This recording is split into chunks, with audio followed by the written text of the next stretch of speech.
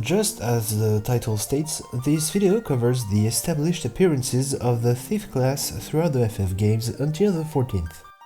The Thief was often a weaker version of the Warrior, but faster and nimbler.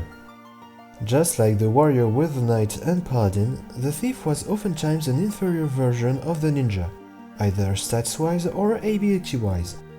It could usually equip swords, but was more fond of the daggers and sometimes more exotic weapons like boomerangs, as well as light or medium armors to allow it to move freely. Though the Thief was here since the very first FF, it didn't have a stealing ability until the third Final Fantasy. This skill gained many innovations, especially Moogle that was often a mix between the attack and steal commands. One of the first classes appearing by default when starting a new game, the Thief was almost a cheaper warrior.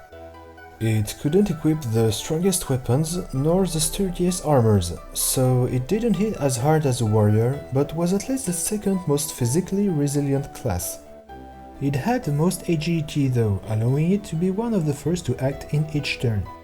The NES sprite was only reused, although color swapped, in the NES FF2.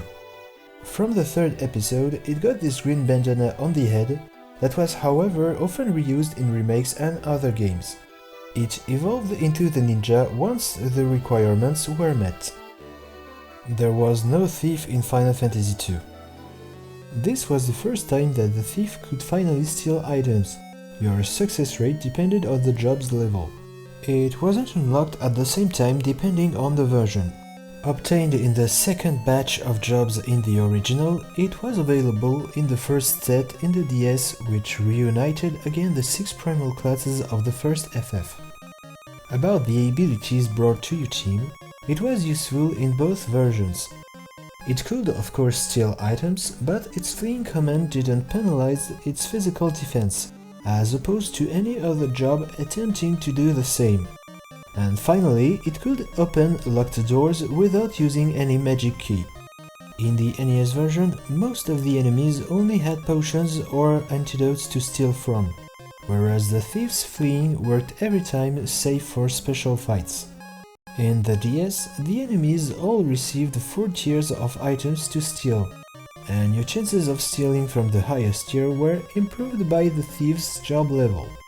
Fortunately, the game always tried to steal from the highest first, then progressively tried lower and lower until a successful or failed result. The flee command, however, could fail. You could only steal 1 item in both versions. In both versions again, the thief had a high agility and rather low magical stats. It had more strength in the NES, but more defense in the DS. No thief in the FF4 compilation. The thief was part of the first set of jobs you unlocked and unfortunately had rather low overall stats, but at least had the highest agility. It could only equip 2 categories of weapons, the daggers and for the first time the boomerangs. This was also the first episode to introduce 2 tiers of items to steal, a common and a rare one, though enemies with rare items were rare too. The thief had a bunch of abilities. Level 1, Find Passages, that detected hidden passageways and was already passively set to the thief. Level 2, Flee, active ability that granted 100% chance to flee fights except for special encounters. Level 3, Sprint, allowing you to go faster in exploration phases, while holding the cancel button. It was innate to the thief too. Level 4, Steal, an already set command, you could only steal 1 item like in the third FF. Level 5, Vigilance, passive skill that prevented all back attacks as long as you had it set. Level 6, Moogle, officially its first appearance, it was a mix between steal and attack without replacing them, so you could set them all as your abilities at the same time. Level 7, Artful Dodger. Useless to the thief itself, you gain the thief's agility and speed with other jobs.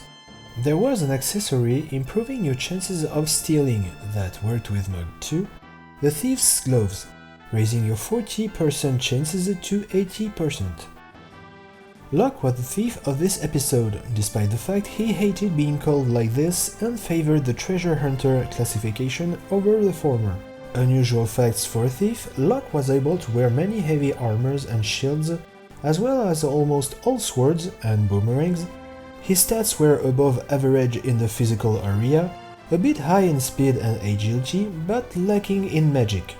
Locke had 2 exclusive relics, one raising your chances of successfully stealing items, the other one turning steal into Moogle, again a mix between the steal and attack commands.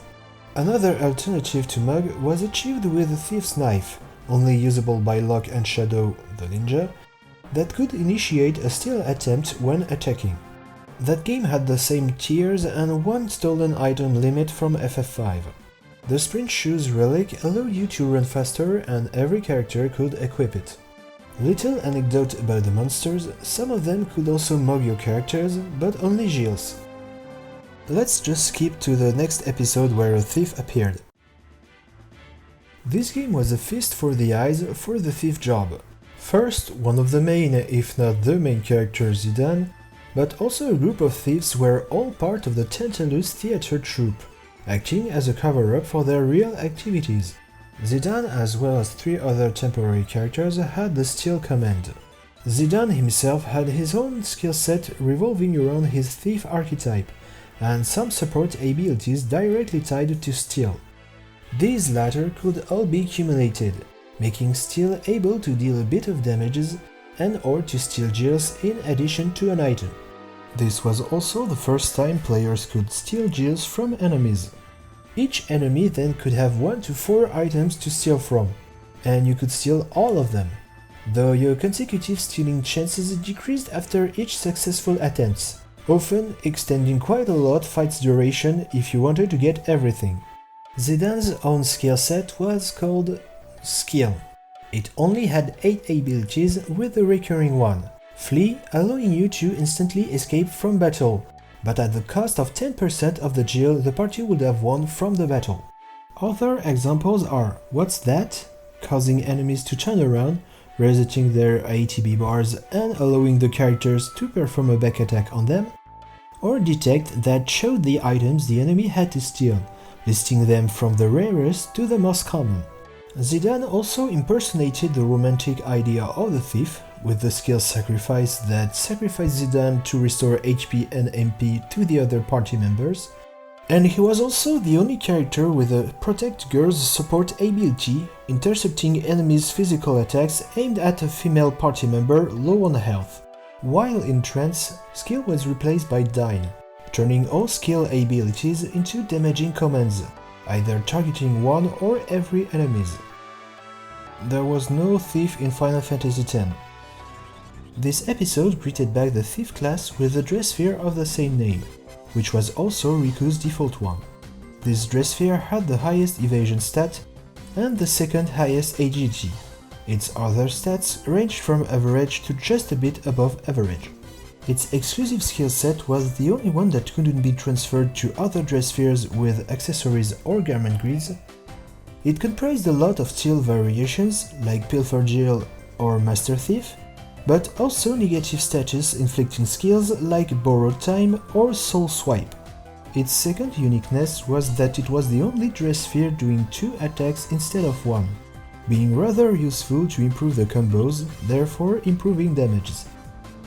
One of the starting jobs like the warrior, this one lacks a bit of power compared to the other physical jobs, but has interesting passive skills, improving your chances at looting rare items, as well as the money, making them great additions to item hunting parties. It also has a knack for attacking in the back with more damages and even added effect for its combat skills. It retains Flee that works like a personal cooldown this time, seriously improving its movement speed, and it gets Hide that allows it to simply get around enemies or to easily use positional skills. We get again the Steal Items skill that can get another Dispel or even Absorb effect under some conditions, called Steal Aura. And of course Mug that for the first and only time doesn't deal damages, and steal Gilles instead of items. Of its 7 weapon types available, it is the only job with A+ in daggers and A+ in the evasion skill. It also has passive enhancing its critical damages and the only job able to execute triple attacks. Let's just go to the next episode with the Thief. In FF13 Lightning Returns, Lightning had access to the Heartstealer garb that had Soul of the Thief, increasing ATB speed and stagger capability. And that's it for the whole FF13 saga. The Rogue is informally the Thief, the class's story confirming that they were previously called the Thieves Guild, and, although they changed their name, they kept being stealthy Avengers obeying an etiquetted code of honor. As opposed to the Warrior, the Thief here is only a class, with the downsides but also the benefits it implies, like stats lower than jobs, less skills and the complete lack of equipment sets called artifacts. Benefits-wise, its combat skills and many of its traits are inherited by its job, meaning that it keeps an important role of strong foundations. Its green suit from the first FF games is still here and is a Rogue's Guild NPC's uniform. Player can get it through crafting and equip it only at level 15. However, the headpiece the NPCs use is exclusive to them. The Rogue and Ninjas has a little mask covering the eyes. Its main stat is the dexterity and its associated weapon is the twin daggers, which it illustrates with visually acrobatic combat skills. Although it is just a class, two of its skills and some of its traits are of great assistance inside and outside of fights. Hide, that makes you go invisible but slows you down, is great for making trick attacks positional, applying a vulnerability debuff on the target that can be exploited by anyone else attacking that enemy. The biggest downside to it is that as soon as the game detects that you're in a fight, you get out of hiding even if you didn't act, which makes it useless against all duty's bosses. Two of its traits grant you a running speed higher than all the other classes and jobs, as well as a substantial falling damages reduction. The Steal skill, or more exactly its Mug counterpart, is here, although its effects are indirect. It grants you a chance of getting another loot once the enemy you used it on dies. This item can be claimed by any other member of your party like any other usual loot. Since Stormblood, it only works outside of duties. Compared to the Warrior once again, the Thief in FF14, after ups and downs throughout the series, plays a lesser but relevant part, especially once its job, the Ninja, is unlocked, since all of its skills and traits are transferred, but the opposite is obviously impossible.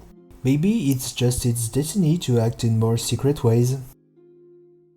Thanks for watching this video, the next one will be about the monk. Take care and have fun!